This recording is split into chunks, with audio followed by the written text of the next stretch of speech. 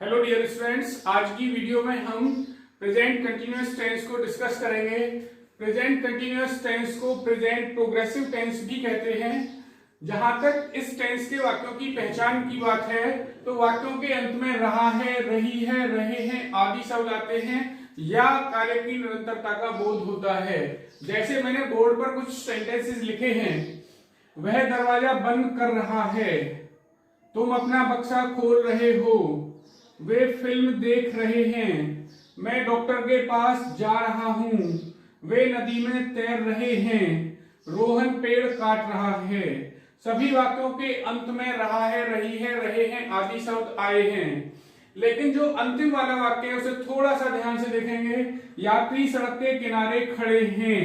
अब इस वाक्य के अंत में रहा है, रही है, रहे हैं आदि शब्द नहीं आए हैं, लेकिन यात्री सड़क के किनारे खड़े हैं से हमें एक भाव मिल रहा है कि खड़े होने का कार्य निरंतर रूप से चल रहा है। तो ये वाक्य भी प्रेजेंट कंटिन्यूअस का ही सेंटेंस है। प्रेजेंट कंटिन्यूअस के टेंस के नियम से ही इसे बनाया जाएगा। जहां तक इस टेंस के वाक्यों की ट्रांसलेशन का सवाल है तो सबसे पहले सब्जेक्ट, उसके बाद हेल्पिंग वर्ब, और हेल्पिंग वर्ब है यहाँ पर is, am, are plus verb की फर्स्ट फॉर्म में आईएनजी प्लस ऑब्जेक्ट।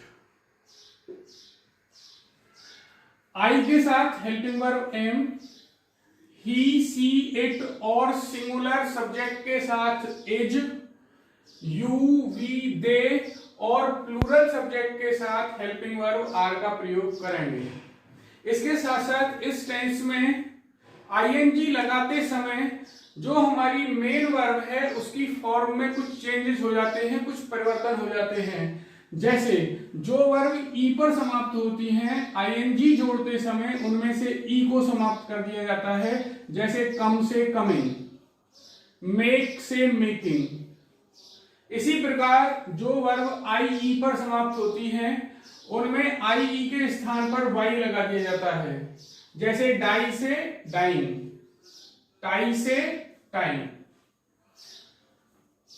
कुछ वर्ब ऐसी होती हैं जो कॉन्सोनेंट पर समाप्त होती हैं, लेकिन उनमें कॉन्सोनेंट से पहले कोई वॉवल आया हुआ होता है और उनकी जो फॉर्मेशन होती है वो कॉन्सोनेंट वॉवल प्लस कॉन्सोनेंट होती है।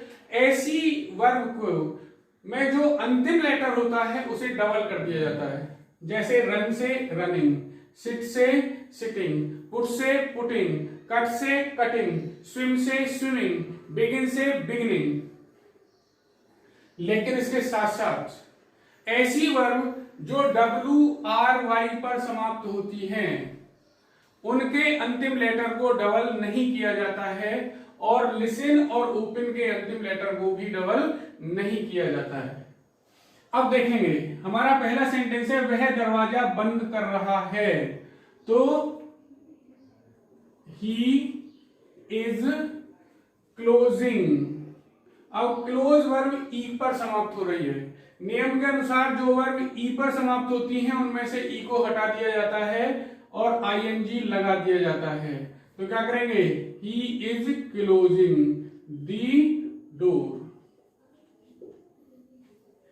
तुम अपना बक्सा खोल रहे हो, तो you are opening your box।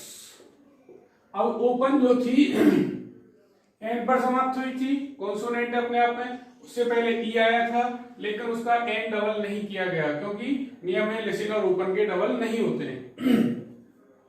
Way film देख रहे हैं, तो दे हमारा प्लूरल का सब्जेक्ट है इसलिए आर वॉचिंग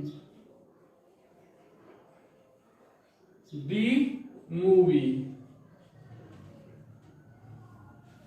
मैं डॉक्टर के पास जा रहा हूं, तो I am going to the doctor.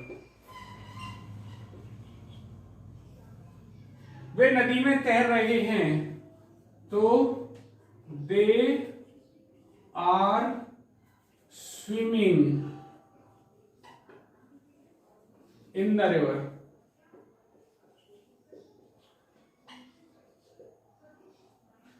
Rohan पेड़ काट रहा है, तो Rohan is cutting the tree.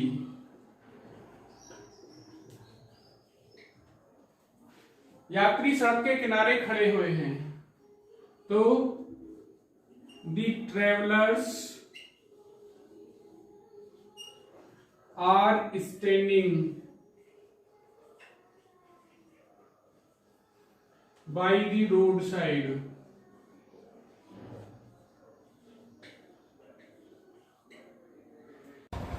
आगे negative sentences.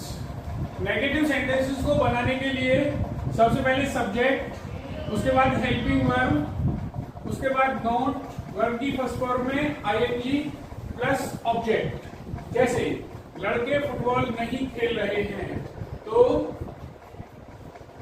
The boys are not playing football.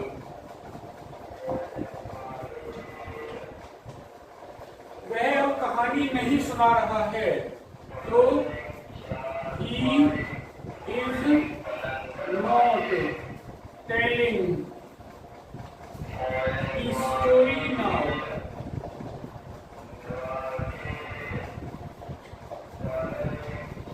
Police चोर का पीछा नहीं कर रही है, तो police is not chasing the thief। इसके आगे बच्चों आते हैं इंटरोगेटिव सेंटेंसेस। इंटरोगेटिव सेंटेंसेस को बनाने के लिए हमारा नियम है सबसे पहले हेल्पिंग वर्ब, उसके बाद सब्जेक्ट, उसके बाद वर्ब की फर्स्ट फॉर्म में आईएनजी, उसके बाद ऑब्जेक्ट। जैसे क्या किसान पराली जला रहे हैं, तो सबसे पहले हमारा जो सब्जेक्ट है वो प्लूरल का है, इसलिए आएगा are. The farmers burning the stubble.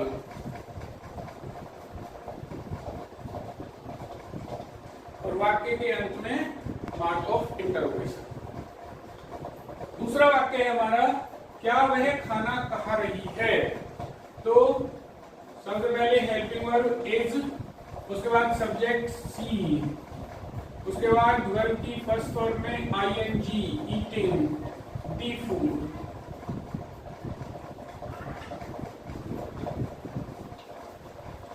अगला वाक्य है, क्या मैं अपना काम नहीं कर रहा हूं। अगर ऐसा वाक्य नेगेटिव हो जाए तो उसमें सबसे पहले हेल्पिंग वर्ब, उसके बाद सब्जेक्ट, और यहां पर सब्जेक्ट के बाद नोट लगाएंगे। जैसे क्या मैं अपना काम नहीं कर रहा हूं, तो एम, उसके बाद सब्जेक्ट आई, उसके बाद नोट, डूइंग माई वर्क। आगे है, वह तुम्हारे साथ क्यों जा रही है।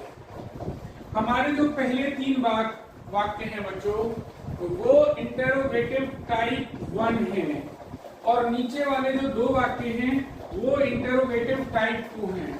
इंटरोगेटिव टाइप 1 ऐसे वाक्य होते हैं जिनमें प्रश्नवाचक शब्द क्या वाक्य के शुरू में आता है, और टाइप 2 ऐसे वाक्य होते हैं जिनमें प्रश्नवाचक शब्द कब, कहां, कौन, कैसे, क्यों आदि वाक्य के बीच में आते हैं।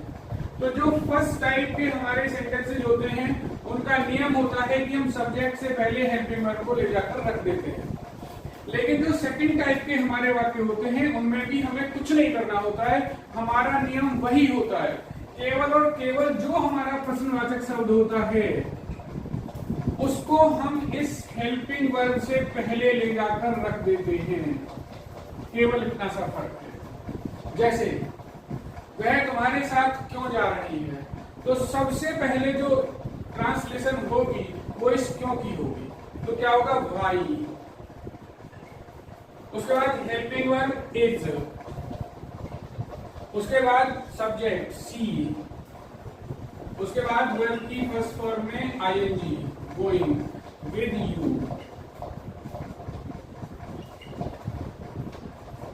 दूसरा वाक्य देखेंगे, तुम अपना गृह कार्य क्यों नहीं कर रहे हो? तो इसमें भी प्रश्नवाचक शब्द आया क्यों। सबसे पहले ट्रांसलेशन किसकी होगी? क्यों। तो भाई अब हमारा सब्जेक्ट है यू, तो इसलिए क्या होगा? आर। अब ये वाक्य क्या हुआ है? नेगेटिव भी हुआ है, इसलिए क्या करेंगे? सब्जेक्ट के बाद नोट लगाएंगे। Why are you not doing your homework? उम्मीद है आपकी समझ में आया होगा, और यदि समझ में आया है तो भी, और अगर कहीं कोई प्रॉब्लम लग रही है तो कृपया कमेंट करके जरूर बताएं। Thank you.